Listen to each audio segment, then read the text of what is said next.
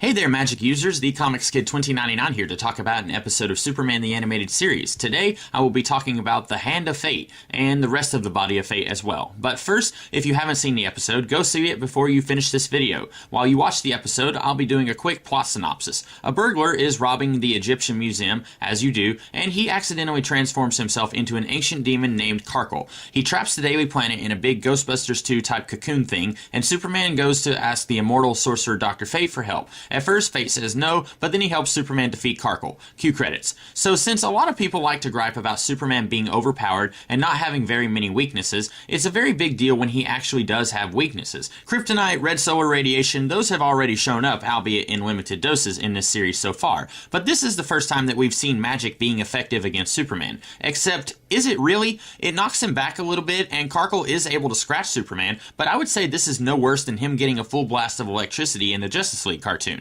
That's not necessarily a complaint per se. This series didn't really use magic all that much, so there's no sense in setting it up as one of Superman's major weaknesses if it's only going to feature heavily in one episode. But still, you want to be able to see Superman face many different kinds of threats, not just Kryptonite. Although that's not entirely fair because this show hasn't relied on Kryptonite as much as the comics seem to, so it isn't as egregious that magic is given the shaft in this series. While I really enjoyed this episode, I do have a few pressing questions. Number one, what are Karkle's motivations? He traps the Daily Planet, I suppose to make the audience care because it's Superman's loved ones in there. But really, Superman should care no matter who is trapped. But why does Karkle trap them? Why does he want to turn them into demons? Is it generic, I want to rule the world malarkey? That's a little boring. I wish we had something more concrete for this guy to be trying to attain. What was he like a century ago when Fate fought him the last time? And speaking of Fate, how does Superman know him? I guess I don't mind the idea of an older, experienced DC universe where characters have already had adventures and have known each other for a little while before the audience gets to know them,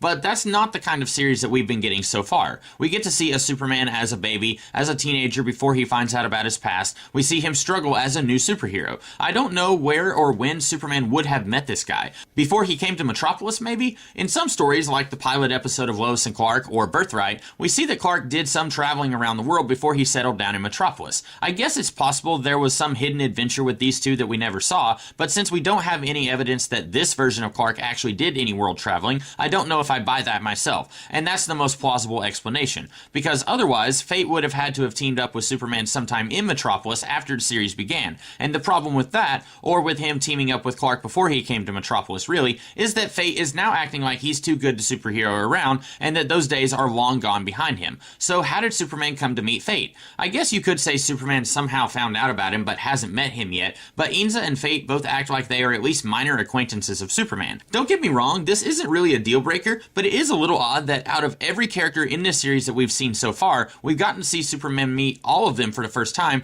but here we're suddenly presenting a hidden continuity that, for all I know, won't ever be explored or referenced again. Maybe it was in the animated Superman tie-in books, but I haven't read very many of those, so I don't know for sure. Much like the episode Speed Demons and World's Finest, I like that this provides some groundwork for the Justice League cartoon that was just a few short years away. We could have still gotten the Justice League without this, since Fate wasn't even in a tenth of the Justice League and Justice League Unlimited episodes, but it's still neat to see the beginnings of a shared universe being built here. Expanding the world that Superman lives in by throwing in some magic makes it easier to swallow when we throw in magical-based characters like Wonder Woman and kinda sorta Hawkwoman with her magic mace. And even if this episode didn't really contribute to the world building that made the entire series of Justice League possible, it does lay the groundwork for individual episodes, like the one that teamed up Aquaman and Hawkwoman with Fate and Solomon Grundy. So even if this episode had some basic character issues with the villain and some questionable things about the team up of Superman and Dr. Fate, I still like the episode overall. So that was what I thought. What did you guys think? If you like this review, I am going to be talking about every episode of Superman the Animated Series, so come check me out next weekend as I talk about another episode, and check me out throughout the week as I talk about other stuff. In the meantime, you guys have a great rest of the day. Catch you later.